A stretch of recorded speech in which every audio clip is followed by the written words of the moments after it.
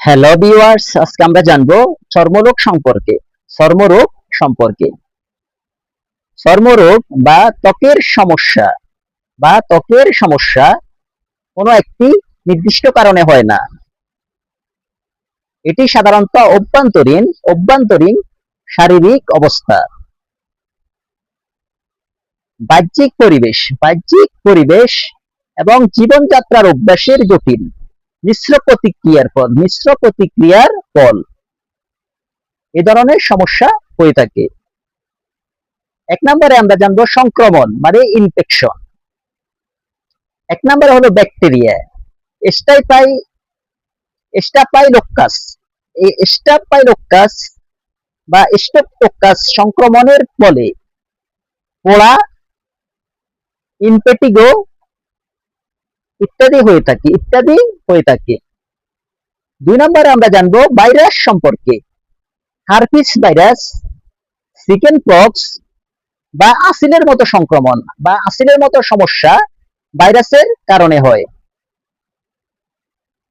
3 নম্বরে হলো ছত্রাক মানে ফাঙ্গাল ইনফেকশন। দাগ, পুস্কির সংক্রমণের জন্য স্যাঁতসেঁতে পরিবেশ দায়ী। 4 নম্বরে আমরা জানবো পরজীবী সম্পর্কে মানে উকুন, স্ক্যাবিস, মাইটসের কারণে চুলকানি হয়। 2 নম্বরে আমরা জানবো অ্যালার্জি ও রোগ প্রতিরোধ ক্ষমতার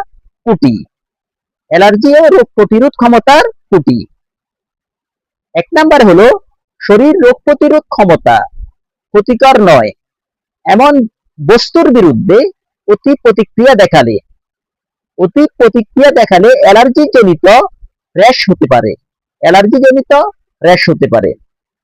2 নম্বর হলো অটোইমিউন ডিজিজ যেমন সোরিয়াসিস। 3 নম্বরে আমরা জানবো জীবনযাত্রা ও পরিবেশগত কারণ। 1 নম্বরে হলো অপরিচ্ছন্নতা।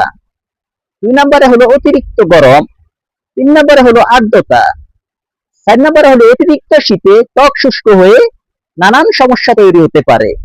এছাড়াও মানহীন প্রসাধনীর কারণেও এই সমস্যাটি হতে পারে।